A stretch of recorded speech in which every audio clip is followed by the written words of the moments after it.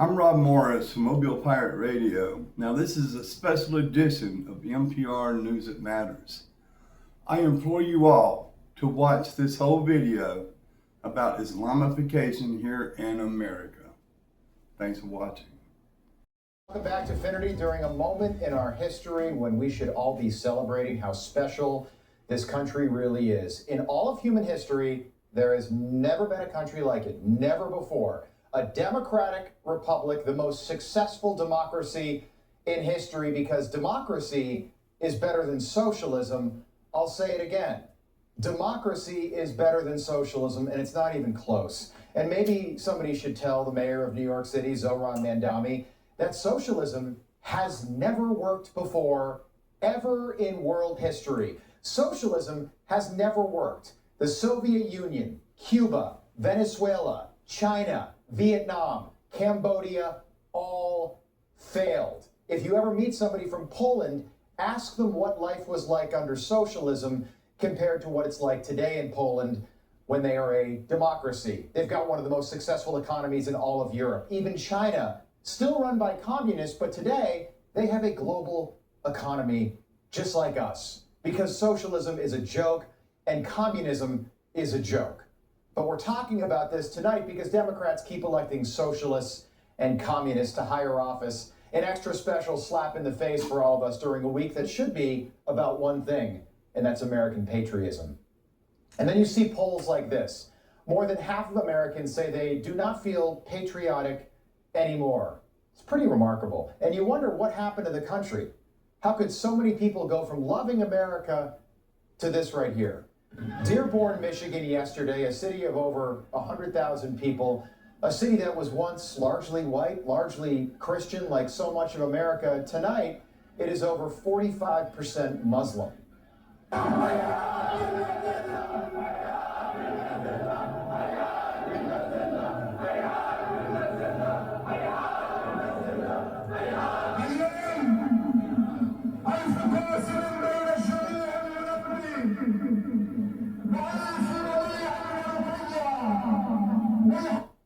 If it looks frightening or intimidating, it is supposed to. This is also in Rashida Tlaib's district. She is a Muslim member of Congress. If you look, you'll notice not a single American flag. Dearborn, Michigan, home to America's largest mosque, where restaurants and businesses have signs written in Arabic in Michigan, where meat is banned in public schools. Dearborn, Michigan is lost. It's gone. It's not coming back. A city where the Muslim population isn't interested in assimilation or the American dream. They're not. They are interested in taking over, and they have. Here is the mayor of Dearborn, also a Muslim, attacking a Christian member of the city council last year. You're approaching this podium when you yourself have videos on YouTube standing in front of my mosque saying the cruelest of things about Muslims, about the religion of Islam, because you are a bigot, and you are a racist, you are an Islamophobe. And although you live here, I want you to know as mayor, you are not welcome here. You are not welcome here. According to the mayor, that man right there, a Christian member of the city council, his colleague, is not welcome in Dearborn, Michigan, because that's how Christians are now treated, and that's how white people are now treated if they dare ask a question about Islam. If they ask a Muslim about anything here in America, they are immediately chastised. They are immediately called a bigot and a racist, as you just saw. They are silenced immediately for asking questions in America. Think about that.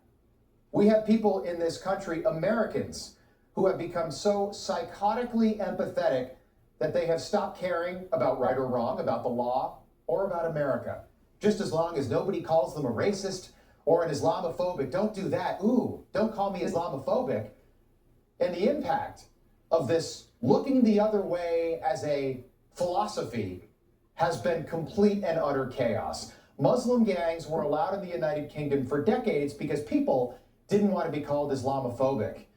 In Minnesota, Muslim criminals stole billions of dollars from American taxpayers, and everyone looked the other way because they didn't want to be called Islamophobic or racist or anti-Muslim, which proves that this can happen anywhere, even here in America. It's happening right now. It's happening tonight.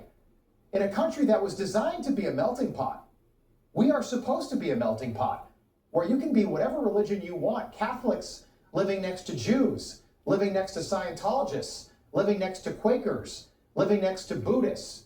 And nobody cares, not really. And it worked for the most part for 250 years. It worked until right now, until this moment. Here is the Muslim chief of police in Dearborn, Michigan, who is married to a Palestinian woman. I know that because he told us during this same speech, talking about how proud he is of his Muslim police officers, not his police officers, his Muslim police officers, because that matters. And as you're watching this, take a look over his left shoulder and notice the flag. It's a department that respects the dignity and rights of all individuals, including the right to wear a hijab, even when facing the justice system. Together, we built a police department that values diversity, equity, and respect, one that serves all of Dearborn with honor and integrity. Alhamdulillah. Alhamdulillah. I'm proud to serve as your chief of police. That's the chief of police in an American city. Again, that is in America, standing in front of a Lebanese flag. Lebanon being a Muslim country in the Middle East, praising his Arab American police force. I got news for you, Chief. This ain't Lebanon. It's America. He ends by repeating the word Hamdulillah, Hamdulillah, which means praise be to Allah. Not in God we trust.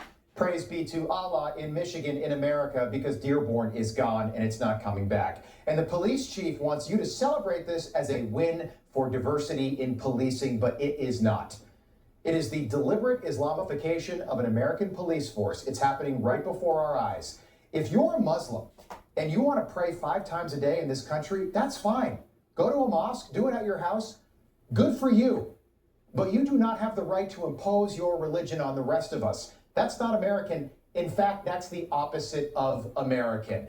And non-Muslims living in places like Dearborn, Michigan, shouldn't get woken up at 4 in the morning by the Muslim call to prayer, blaring over loudspeakers all across the city. That's what's happening right now. Guess what? That's not okay. It shouldn't be. And don't give me this crap that the call to prayer is somehow the same as church bells. It might be in Mogadishu. It's not in Michigan. At least it shouldn't be. That is not integration. And when you have elected officials praising Allah out loud, that has nothing to do with defending the Constitution of the United States. But if you want to wear a headscarf or a hijab, like Ilhan Omar, have at it.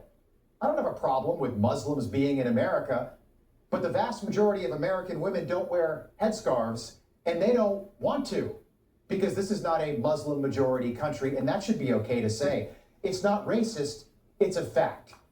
And a headscarf is a symbol not of progress, it is a symbol of oppression. Sharia law is not progress, it is oppressive. But we're all told to celebrate all of this. Look, she's got them in multiple colors. Like it's normal, like it's wonderful. Like this is wonderful. Yesterday, Ilhan Omar, Muslim congresswoman in Minnesota, celebrating Somali Day of Independence, which just so happens to coincide with our own 4th of July.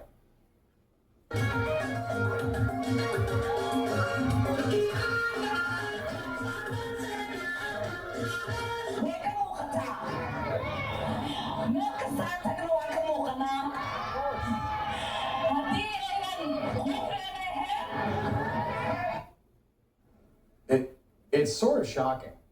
Somali Independence Day, when the only thing we should be celebrating in America this week is our own American independence, the 4th of July. Seriously, who cares about Somali Independence Day? In the city of Boston, it was the exact same thing today. A Somali flag was raised over City Hall in Boston, which is literally the birthplace of the American Revolution.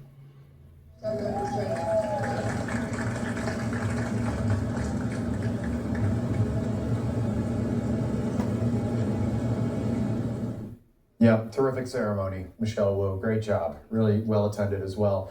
According to multiple studies, the vast majority of the world's refugees are from Muslim countries, but for some odd reason, they don't want to immigrate to the 50-plus Muslim majority countries scattered all around the world. They want to come to non-Muslim countries like America. And they arrive here and they are immediately embraced by the left, because the left of today in this country will embrace absolutely anything as long as it's not American. Hanging outside my house tonight is a very large American flag. But think about the flags that wave at events associated with Democrats. The Ukraine flag, the Iran flag, the Palestinian flag, the Pride flag, the Trans Pride flag, the Somali flag, the ISIS flag. You don't see a lot of American flags, do you? You don't. This was in downtown Chicago on Saturday. Again, a sea of burqas in another public show of force by Muslims on purpose.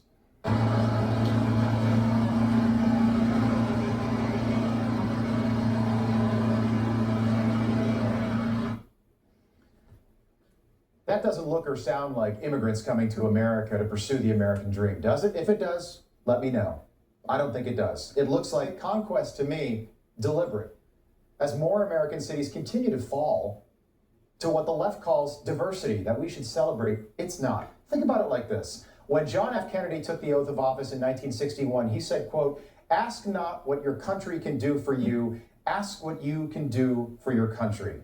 Now compare that to a modern-day Democrat, Darylisa Chevalier, a socialist, nominee in New York's 13th congressional district, who said, quote, "I forgot to get napkins, so I just wiped my hand on the American flag behind me."